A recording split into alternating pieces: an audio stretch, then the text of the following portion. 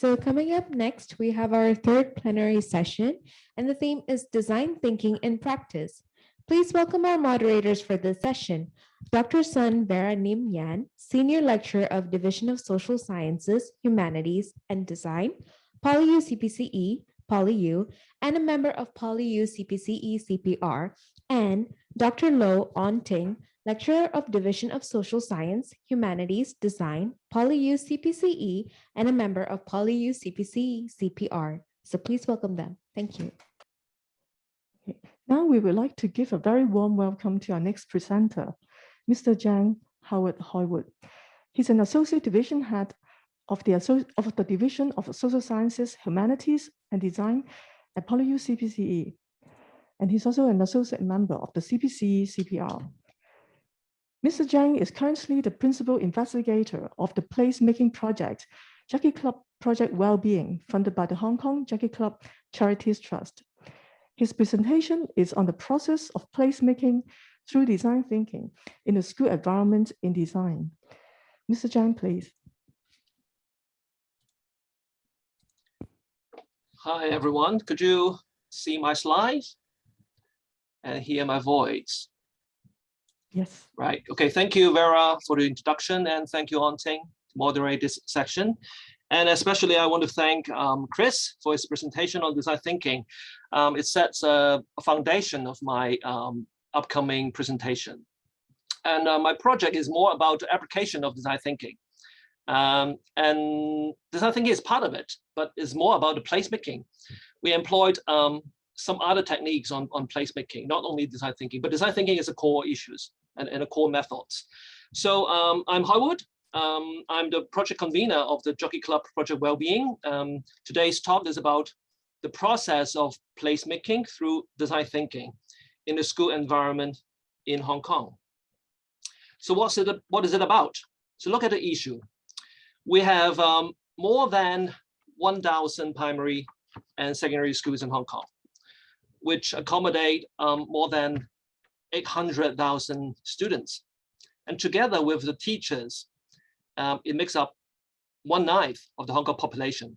So is a lot. So there's a lot of school users in Hong Kong. So a good design of the school environment will influence the well-being of many of these school users. And the design of the school environment could provide positive impact on educational outcomes and process, both in curriculum, extracurriculum, co-curriculum, and at the same time, pedagogy. And the way we try to work on the school environment is through placemaking, because not many schools would have the resources to build a new school, to build a new, brand new, well-designed campus. So many of them are old schools. So we use placemaking as a method, as a way to influence the well-being, to provide well-being by creating sense of ownership, belongings, to promote positive social interaction among the peers, among teachers and students, and provide and promote also the healthy lifestyles. So a famous quote, environment is the third teacher. So actually environment is one of the keys. So this project is funded by the Hong Kong Jockey Club Charity Trust with an amount of 6.61 million Hong Kong dollar with a span of 2 years. So we are going to summarize it, conclude it very soon in August this year. So for the deliverables, we have a few of these. In the first year, we will have design consultancy for 15 core schools, from design thinking workshops, participatory design workshops, design development to construction. So there will be about 3,300 students and 300 teachers who will join these workshops in the process. And for the end user, there are estimated about 10,000 end users. In the second year, we provide more workshops of this kind for another 32 schools as taster program. And we gave mass introductory sections to 150 schools. And we will produce guidebook, organize exhibitions, public talks, arranged guided tours, and produce also video documentary for the whole process. And besides CPCE, the Hong Kong Association of Career Master and Guardian Masters are also the co-organizer, together with Po Leung Kok, Tung Hua groups of hospitals, and 4 other individual schools. So there are 3 keys of these projects: well-being, placemaking, and school. For well-being, it is a huge, broad areas, so I'm not going to elaborate deeply. So it's about feeling good, functioning well, but I will focus more on the placemaking process. So these are the renderings, the design proposal of the 15 core school design. So they're quite nice, right? But don't focus too much on the final outcome, because placemaking consists of 2 parts: place and making. So at the same time, we celebrate the well-designed, very beautiful final outcome, the venues. Besides that, we have to focus on paying more attention and at least the same emphasis on the process of making, because this process will benefit the community building and also the empowerment of the people, of the stakeholders, as well as the final outcome.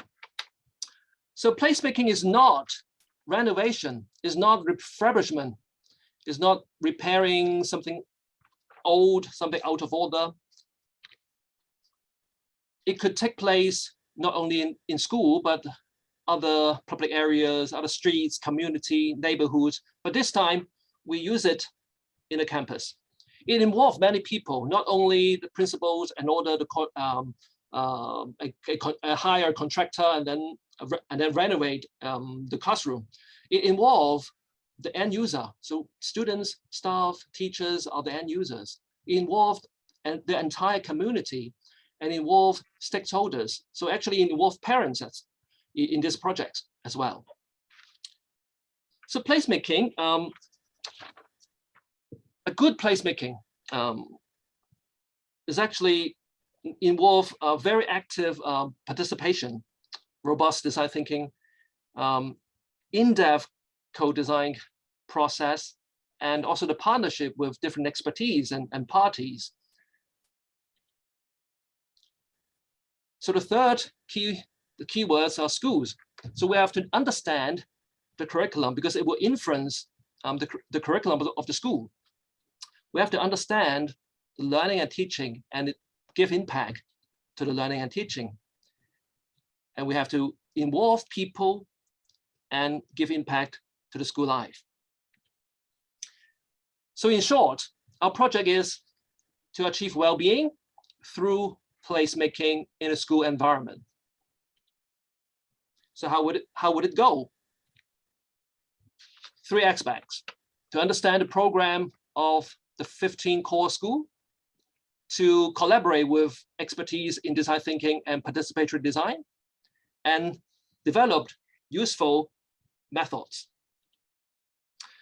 So there are altogether 15 secondary and primary school joining the year 1 program. All 15 schools have different focuses on their well-being program. Some of them are foundation school, have very little experience in developing and organizing their well-being activities. Some of advanced school and some of lab school with comprehensive experience on that. They have different focuses. You can see that some of them is about farming, gardening, creativity, connecting people, mindfulness, tea house, art therapy, expressive arts, love and hope center,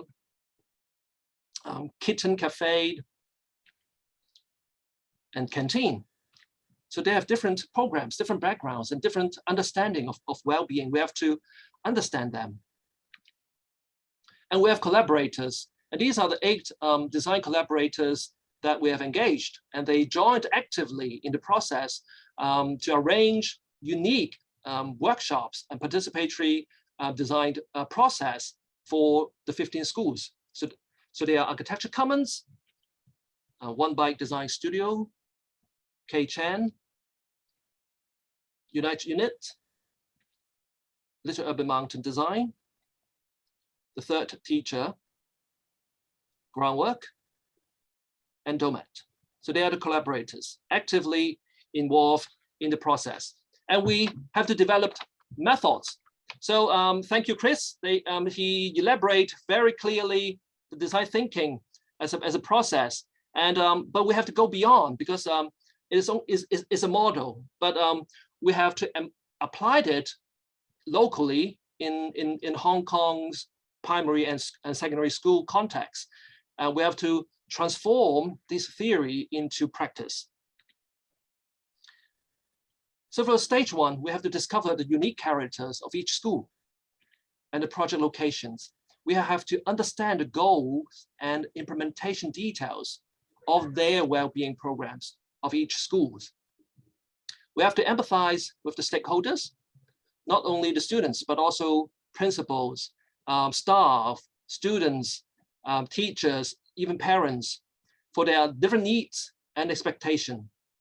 We have to define the initial design problem. So back to 2020, October of 2020, is more than a year ago, we have organized the first design thinking workshop at the CPCE Hong Kong Bay campus.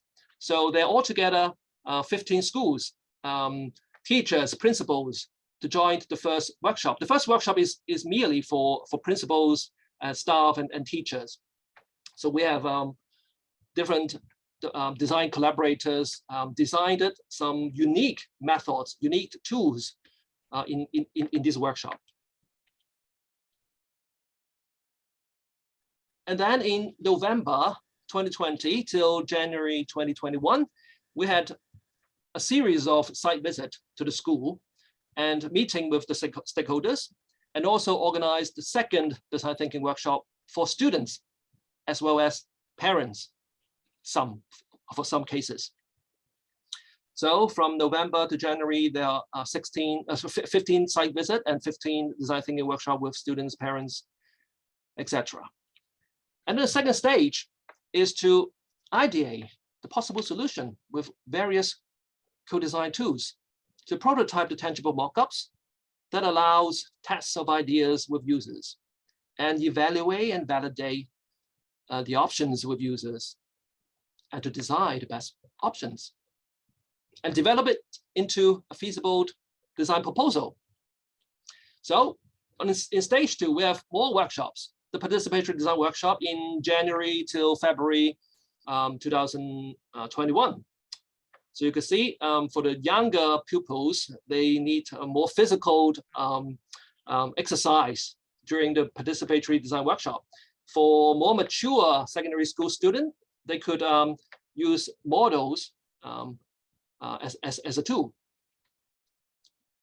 Some of them actually build one-to-one mock-up. Some are using models as a tool. And one of the very important stage is to validate the design, because the number of students and staff who could join the participatory design workshop is quite limited. It's only maybe 20 or 30 max in those workshops. But the place is not only for those 30 people, right? So we need to have a stage called design validation. The design team actually give options, present those design options to a larger population of the school community. So they prepared some presentation and show it to the other students who haven't joined the participatory design workshop. So more students get to know what's going to happen, what's going to build, what's going to design in their school. So for example, in one of the school in Fanlang, the Poland Kok Makaming Secondary School, the design team actually, based on the previous 3 workshops, they developed 2 design proposal. And from the validation process, the students actually gave feedbacks, vote, and validate the different options and comment on them. And after receiving all these comments and feedbacks, the design team consolidate all these findings into the final design, which actually combined different elements of the two different options. So they're not voting either A or B, but combining the good points, the more favorable ideas or elements of the two options, and combine them into one. So in the third stage, which is rather comparatively a little bit more boring, is to consolidate all these ideas into the production drawing, and also prepare the tender documents, which is quite a long, tiresome process, because each school have different procedures and also different policy. So it's quite difficult to help them to do so. And many of them has rarely work with designer in their renovation or building projects. They usually just hire the contractor in a design and build contract. The contractor will give them sort of design and then just go ahead. But this time, the designer involved, they produce design drawings and need to turn them into a tender process, a tender, which is quite different from their usual practice. And then we realize and construct these projects into the reality. So these are some of those completed projects, some snapshots. So this is the Markham Secondary School. So we provide site supervision, inspection, and meeting with contractors, builders. Till now, only half of it, half of the projects are completed. Still, a field are still going on. So the other two schools. And we have stage 5. We have to use it. We have to celebrate. We have to share our experience, and we have to document the process. And we have to do some study on it.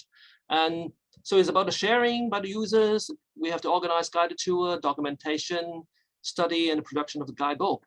So this is one of the completed projects in September. They have an opening in September 2021. And then on stage 6, we will conclude and disseminate what we learned. So we will launch the guidebook. We organize exhibition and public talks. So initially, these events will be held in June to August later this year. And we will organize exhibition, kind of a roadshow in different locations. So we are going to build 3 big boxes, which could kind of house all the exhibit materials and videos into these 3 boxes, and it will travel to different schools and location. So to summarize the 6 stages, it is almost the equivalent to what Chris just shared in the D schools, Stanford D schools model, but a little bit different because it combined also the double diamond and also the other models of design thinking. So stage 1, stage till stage 6. So to conclude, what makes a good placemaking project? So remember that process is very important. Process is equal to the outcome. Process is part of the outcome. And try to engage in meaningful and in-depth conversation and allowing the opportunities for critical analysis towards the problem. Because sometimes we jump into the conclusion too early, especially the senior management, right? Yeah, the principals will have an idea about their new lab or their new playground. So just realize it, right? Some of the principal will be like that, or some of the senior management will be like that. But some at least for that 15 schools, they have very open-minded senior management. They joined the conversation, they joined the whole process. So the critical analysis towards the problem is essential, because that will create a rich source of ideas about the quality of the space, of the place. And participant, okay, you have to engage the participant. Participant will join the design process. So the design process is not only the job of the designer, but the designer has a new type of job. They facilitate more participants to join the design process. So they create different tools to help this co-creation, this co-design process. So this process, participants join the process in order to use their insight, because they are the users. They are the end users. They have the insight and they have the experience. So they could reimagine the new space. That new space will allow them to do remarkable things every day. And these meaningful participation can enhance the users, the end users' ownership of the place. Over a series of decisions, they make decisions together, okay? And they provide a solid ground for developing the brief. They are also the owner of the brief. So to conclude, good placemaking project involves active participation, robust design thinking, in-depth co-design process, and partnership with different parties and expertise. So visit our website if you have time, jcprojectwellbeing.hk. Thank you.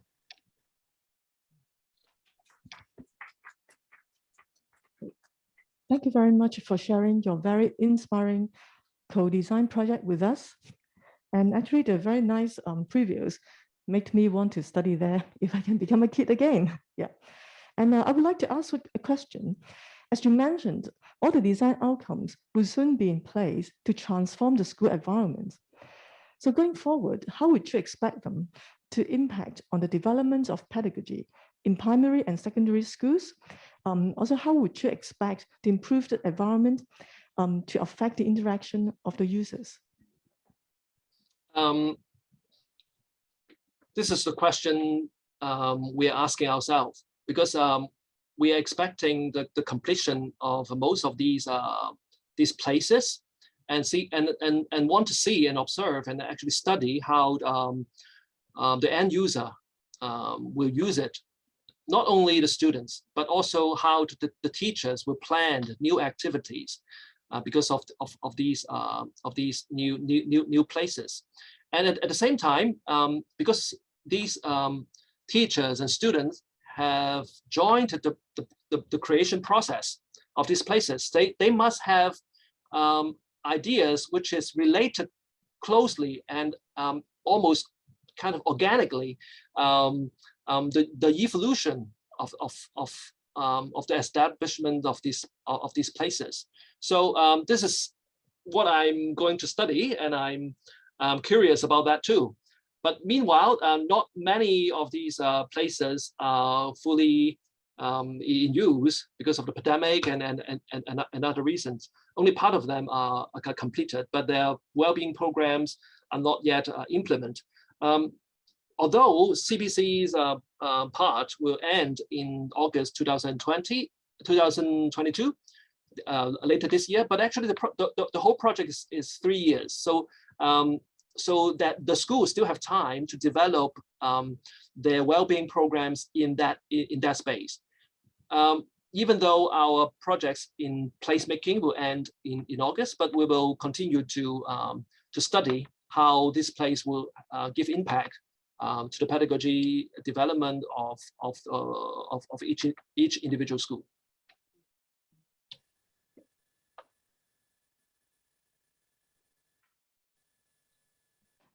Thank you very much, and we would really look forward to the final outcomes. And we also there are also 2 questions from Padlock by our colleague Phoebe, and She mentioned that, so first of all, she thanked you for your very detailed and concrete illustrations. Yeah, and then the first question that she would like to ask is that, what would be the sustainability plans when your funded project starts the good initiatives of placemaking and well-being in local schools? How many students and teachers learn from the process and experience and develop other placemaking projects in long run? That's the first question. Mhm. Yeah. Okay. Actually, okay. I could read it. Yes. Yeah.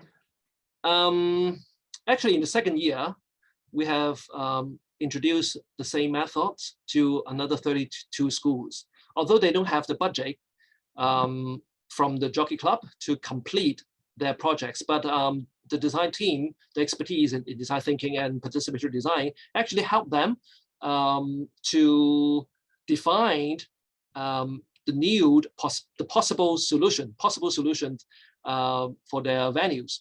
But there's only another 32 schools, right? There's still many other schools. So hopefully, Jockey Club will further sponsor us to work on more schools.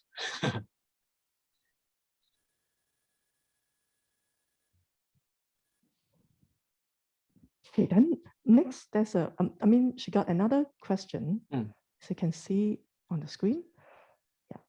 To what extent do you see your tips for engaging the participants in your co-creation process applicable to the idea of extending a placemaking network and new space with global placemaking and design thinking mentorship? So some maker learning projects may provide global examples. It's a very deep question. I need some time to understand. Sorry. Do you see the tips for engaging? Maybe she is expecting like some idea on expanding this approach on a bigger scale, like global scale. Global scales, I've never thought about that because I think placemaking is always local, is always particular, is always specific. So I've never thought about how to generalize these knowledge or generate tips for other cases. I think maybe I could think about that, but seems that from my understanding and from the methods we have applied, is very specific, case by case. Even the method or tools are different for different schools. So hard to tell that if we could provide a global placemaking. Maybe the examples could be other examples from other locations. Could be. Yeah. Okay. Thank you. Yeah, thank you, Howard, for addressing my questions. What I mean would be similar to your thoughts about sharing good localized practice, but with some mentorship for global organizations, like, for example, in some underdeveloped countries or cities, maybe they don't have the designers or engineers who can work for them. Then when you introduce the global mentorship network, you give them ideas, resources, and then maybe they will apply for local fundings and put the practice into their local scenarios inside. That's what I mean by global networking and mentorship, to channel the resources in a more, fluid way. Yeah, thank you for addressing my concern. Thank you. Thank you, Phoebe.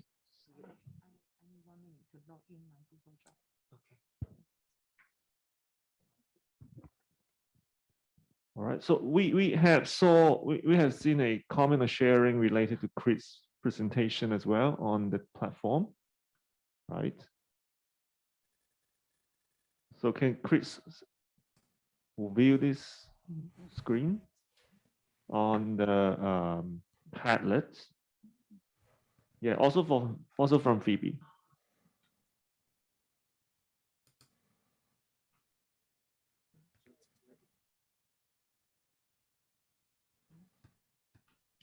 Could you see that, Chris? It's a long question. I'm trying to read very it. long question. Yeah, wait for your response. Hold on a second. Let me just skim through it real quick. Sorry, hold on a question. Hold on a second.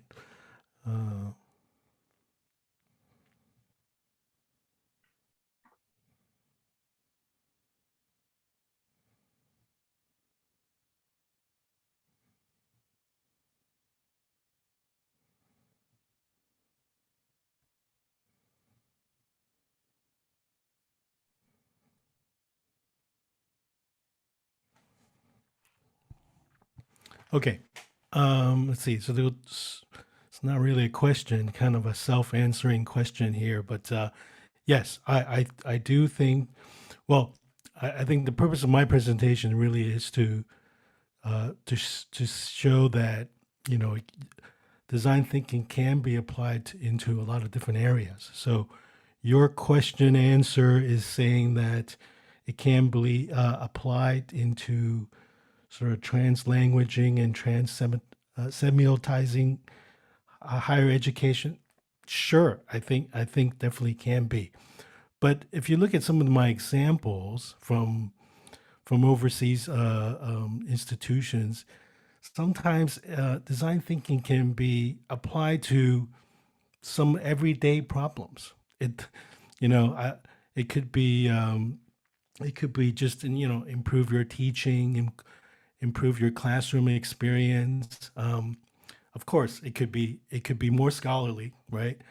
You could do more research, but I think it can also solve a lot of daily problems that we have, right? So, yeah, I mean, it could really can be cut in many different ways. I hope I answered your question. Yeah, thank you, Chris. So here comes to our third speaker in this plenary section, Dr. Kristen Lee. So let me first introduce Dr. Kristen Lee. Dr. Kristen Lee is an Associate Program Director, MSc IT Management, and a lecturer of Department of Computer Science at HKBU. And Dr. Lee is also an alumnus of Stanford D School TLS. She received her PhD degree in computer science from Hong Kong Baptist University. She has been the lead of Design for Sustainability, HKBU. Her research and teaching include searching engine, smart and sustainable city, inclusive education and design thinking methodology. So let us welcome Dr. Kristen Lee for her presentation entitled as Design Thinking in Interdisciplinary and Intercultural Teaching and Learning. Dr. Lee, please. Hi, everyone. Thank you for inviting. Thank you, Chris, for inviting me to come here to share our experience of design thinking education in higher education. Actually, Chris and I, we were alumni. We were classmates in design school in Stanford. So we had a very happy time over there and also a lot of insights. And we brought back to our teaching and learning activities at this moment. So today, I would like to share with you that actually we have been teaching design thinking in our curriculum and also the short courses for a while since 2012. So it has been 10 years. So also time for me to reflect a bit our outcomes and process. So I want to share with you about our design thinking education in a disciplinary, multidisciplinary and multicultural setting. Okay, so first of all, I would like to introduce a little bit of my background. Actually, I am a computer science guy. So my background is very technical. Actually, we have been doing UI design, user experience design, and also we start to do design thinking in social context. Okay, so we have some workshops and courses related to design thinking. And in today's presentation, I would like to show some of my teaching and the workshops that hope that we can also have some collaborations in future. So I would like to share two courses that I'm teaching now related to design thinking. And I would like to also share a workshop, an international design thinking workshop that we collaborate with other universities, others outside of Hong Kong. And in the addition of face-to-face and the recent 2 years, we have virtual. So let's see. First, I want to share my teaching courses. So recent 2 years, I've been teaching 2 design thinking courses. So one is called Design Thinking and IT Empower Social Innovation. The other is called the Design for Smart City Towards a Sustainable Living. Okay, so both of the 2 courses are interdisciplinary and intercultural.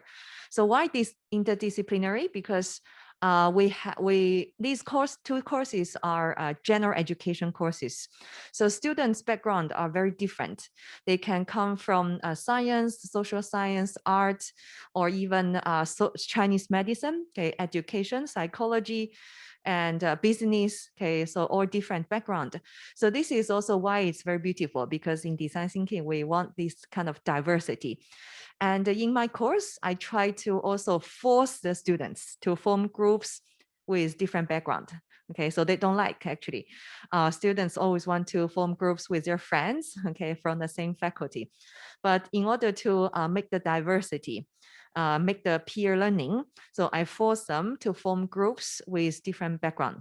So each group, they should have students from business, science, and arts, or Chinese medicine, so on and so forth.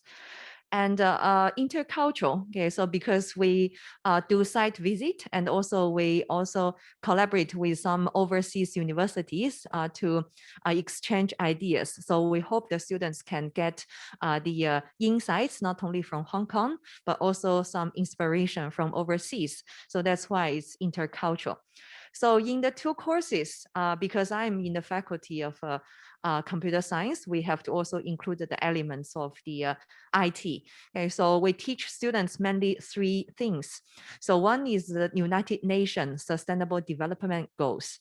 So we first let students learn the goals, and also try to discover what can be the potential challenges, issues locally or globally that they can discover together as a group.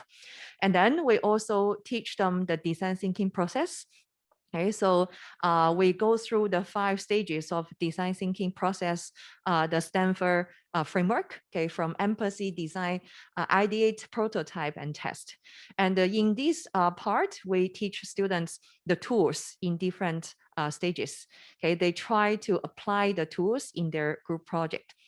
And besides that, we also teach students information technology, such as IoT, such as artificial intelligence, cloud computing, okay, but in a application level, not really go down to the deep theory and algorithm. So after learning all these are the blocks that students can build on their project. So students need to do project in group, and they have to design for some smart solutions for our city to tackle these issues, challenges they discovered, and try to help our society to reach the sustainable development goals as soon as possible, and try to bring positive impact to our society as much as possible. So we collaborate with community partners. So usually it's NGOs or social enterprise. Okay, so our students first go to site visit or do interviews, shadowings to understand the users or stakeholders' needs, emotional and the functional needs. And then they start to do their design. Okay, so after that, they also do the testing and with the end users, and try to iterate a bit, try to improve the project. So actually students enjoy very much this approach. We set up also the template for students to follow for their group project. So this is 2 examples of student work. Okay, student first needed to do the empathy process, and then to define the problem that they want to approach. And after that, they do ideate, and followed by they prototype and test their idea. So here I want to show a bit the details of the student project. Okay, so for example, this is one of the random group I clicked last semester. Okay, so they need to use this empathy map to understand the user, to download the insights they observed or interviewed. Okay, and also they try to analyze the stakeholders using stakeholder map. And also they try to, before that, actually, they also designed the questions to ask the users. And sorry, I moved their project. Okay, I have to use this. So they start to do, they finalize what they want to do. Okay, so they define their problem statement and opportunity statement, and then they start to do their ideation. Okay, in ideation process, they also apply the ideation methodology or tools that we teach them, and they ideate a lot of things, and then later on try to converge, try to find which are the higher priority ideas they want to implement. And then they start to do prototype. Okay, so they test with the end users.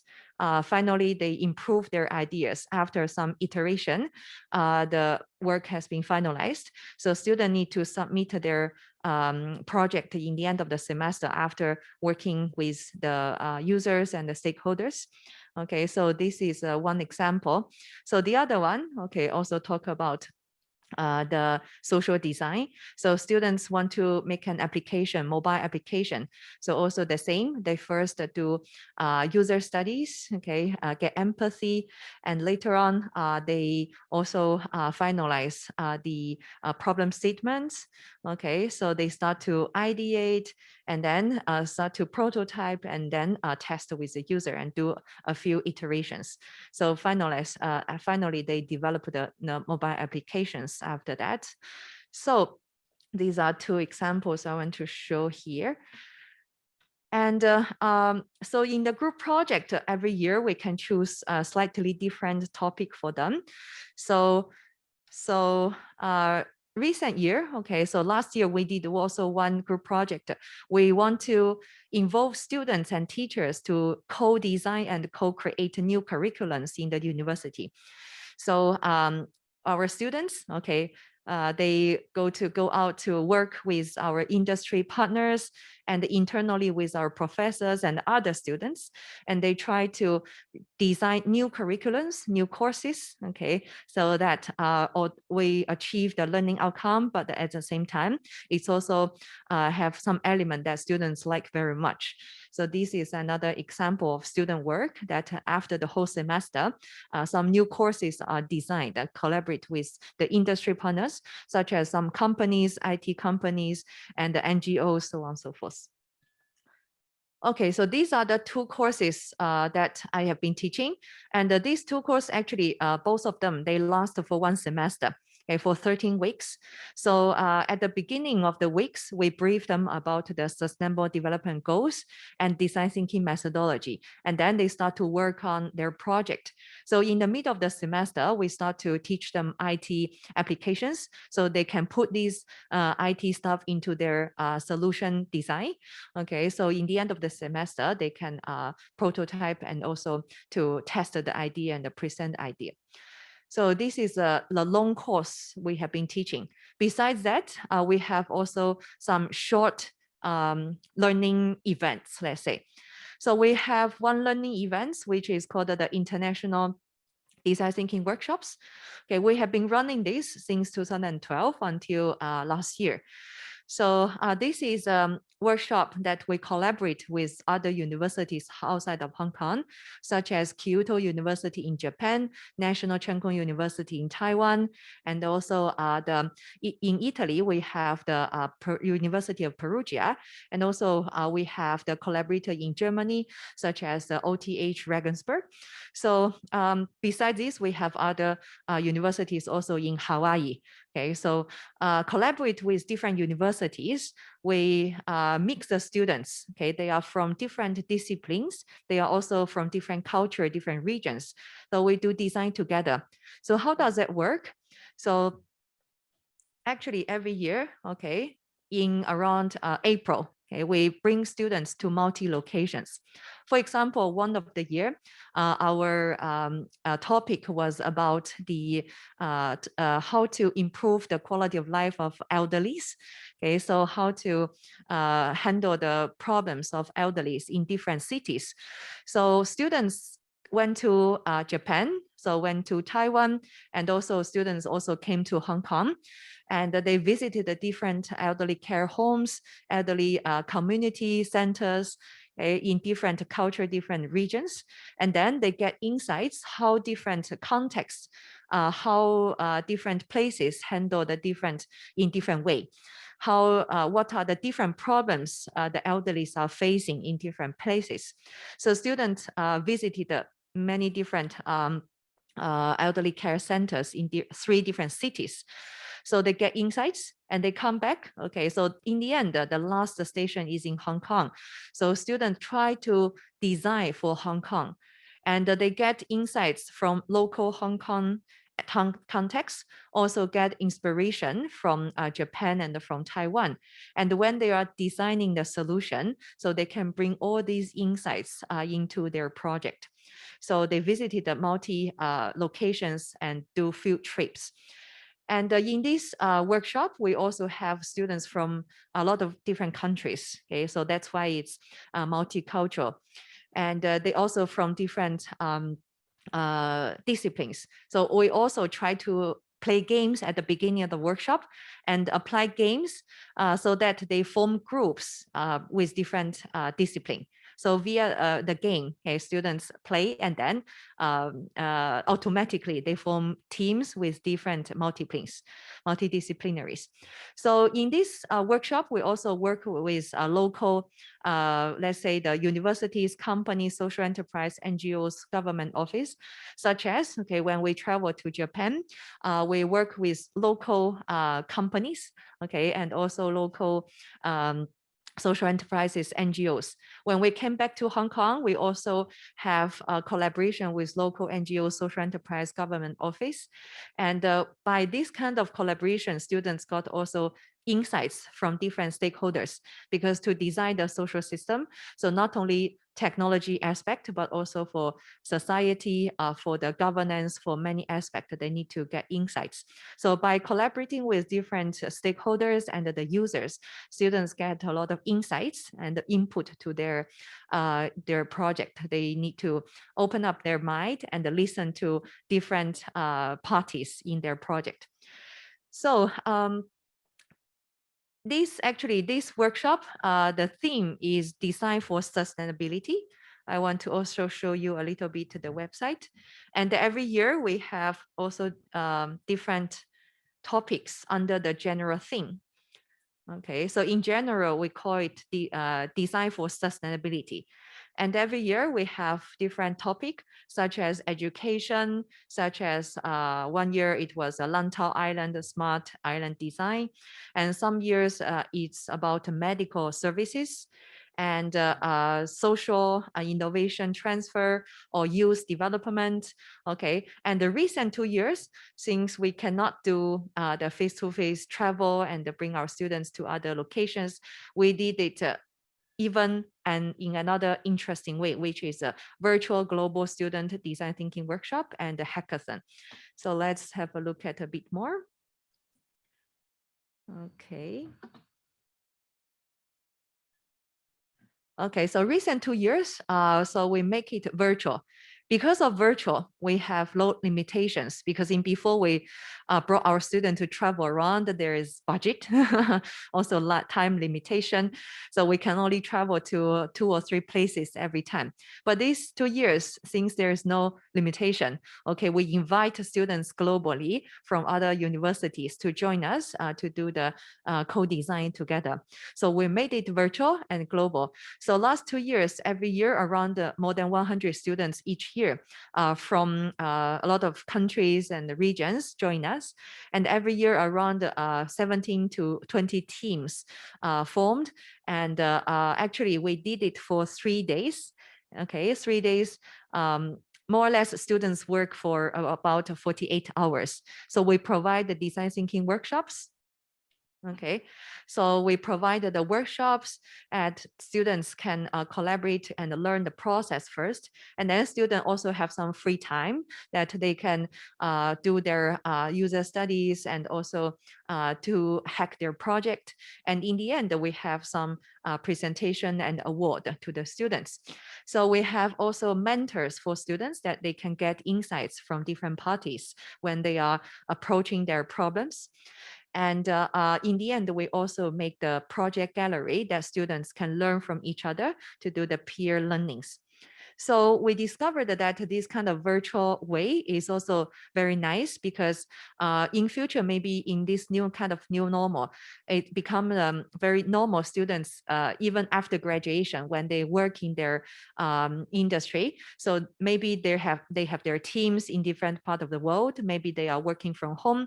So how to remotely collaborate with other parties, how to remotely collaborate across the time zones. Okay, so students get trained not only for the design thinking process, not only get empathy, not only understand the needs of the society, but also they get trained how to collaborate cross time zones and also across different regions, cross different cultures, how to communicate with different people online. Okay, so in the end, the students also become very responsible citizens after the whole process. So we look at the process and look at our workshop for the past few years. We find that the very beautiful thing is the peer learning. Okay, so we find in this kind of multicultural and multidisciplinary setting, the most beautiful we achieved is peer learning. So in previous presentation, Howard was saying that the process and the outcome are equally important. And in our workshop, we really see the process is very beautiful. In the end, some of the project were not being able to really implement it in our society. But actually, by empowering the students, okay, we see that the beauty of peer learning. So for example, in the design thinking process, at the problem space, okay, some of the students are very good at problem identification. Okay, such as we see that students from Japan, they are very good at investigating the users. And in the solution space, so we see that Taiwan students and Italy students are very good at creating new ideas. So when they collaborate together, it's becoming a very beautiful thing. And besides that, we discovered that at the diverge and converge different stage, students also got different character and also they have different thing to contribute. Okay, some of them are very good at prioritizing the things to do converge, and some of them are very open-minded, be crazy, have their very nice open ideas. Okay, so that's why when they coming together, okay, they can also learn from each other. So to be more whole person after the whole process. Okay, so that's all what I want to share. And so I have a very short video to share our workshop. The video is a bit long, but I won't jump. Okay, so to keep it within the time frame. So this was a workshop we did in 2017. We visited the 3 places in Taiwan, Japan, and Hong Kong.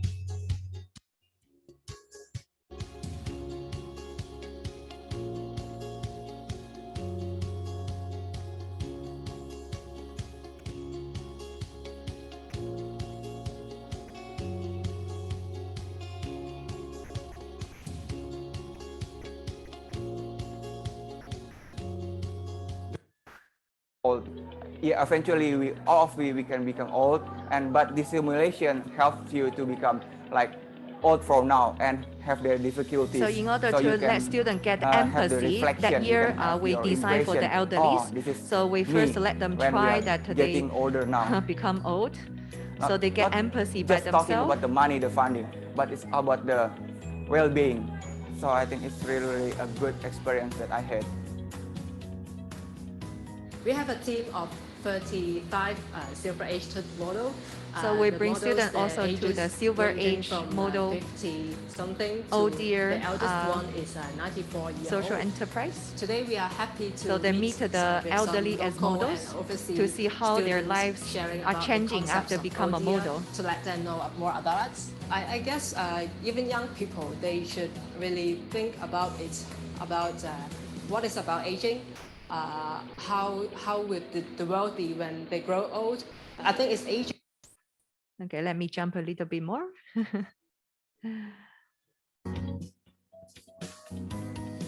So here we are trying to propose a concept. Okay, to see how students feel after joining the workshop.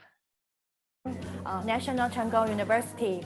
During the design thinking process, and every time I can just facilitate by the other people. It's a very good experience for us to gather the many fields of students. And I have experience in Hong Kong workshop that very fantastic experience. I think to work with different countries people and also have a lot of like case study, and we also have experience to the social enterprise. But also having learning a lot more and open your mindset even for not study design, but to me as a designer, you are not just study design to make a cool thing, a fancy things, but to make a useful things, not just for the younger generation, but also this workshop tell us that you might be able to design something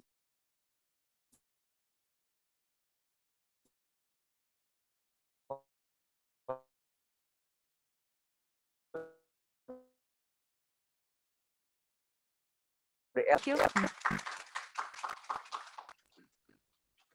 Thank you, Dr. Lee, for your very interesting presentation. And there are two questions for you on padlock. Yeah.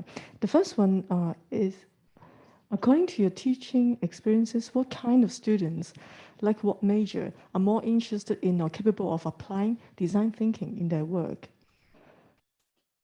Okay, so up to this moment, I see that students from business school, that they apply design thinking more after learning the course than other disciplines. Okay, so they told me that some of them graduated, they are working now. They say that it's very helpful for them to work with their clients. So at least they learned how to understand the user, so how to get empathy, so how to work with their clients to understand their real needs. So their needs can be emotional or functional, so different needs, so they can apply very well. So another very interesting thing is that some student told me that, oh, I get better relationship with my family and learning this course because I can understand better my parents, my sister, and other relatives. But so we have more harmony relationship now. Yeah. Okay. Yeah, that's very good. And then another question is, what hinders students to apply design thinking in their study and life? So what? Sorry. Yeah. What hinders students to apply design thinking in their study and life? So actually, they are applying the design thinking in their studies and life. So for example, I have the students do final year project, and they need to develop some mobile application or the web application for different group of people. So some groups that they try to design really for elderlies. So in their group project, they really went to visit the elderly care home to talk with the elderlies, to try to interact with them. And then their project in the end, it's much better than other students who really didn't do the very deep user studies. And besides that, we have recently one group of students, they do a project. So in other courses about the, let's say the facilities design, so they design toilet. So after learning this course, they try to apply the ideas, and they really interviewed a lot of users of toilet, and then they went to visit different toilets in Hong Kong. So they get really nice insight stuff from the user, and then they their design were very good. So a lot of them also apply in their current work. Yeah. Okay. Yeah, a lot of them also apply in their current work, such as we have some students also teaching in primary school now, and also students teaching in the colleges. So they say that they try to collaborate with also other parties to co-design their courses together and to co-design the learning activities together. Yeah. Yeah, that's excellent. Yeah, we got a lot of interesting questions. So let's do it quick. So the other question is for Dr. Lee is that how could you, or how do you handle the cross-disciplinary conflict and the friction during such collaboration? So actually there are a lot of conflict, that's true. Okay, so especially at the first day, you see these students, they don't know each other. Okay, they form a group, they don't know each other, and not all of them are good at English. Okay, so they have communication problems. They also have some arguments at some moment. And so, but we try to facilitate them, try to relax them. So at the beginning, recent years, we don't start the workshop directly. We start some game first, not so short. So they play a bit together. They do some site visit together. They start to know each other a bit more. And when doing the site visit, it's also helpful. For example, when we were doing the site visit in Japan, and our students find that people in Japan, they don't really express their ideas so obviously. So they are sometimes things are hidden behind. When they are visiting the elderly care home, they were there, they discovered that.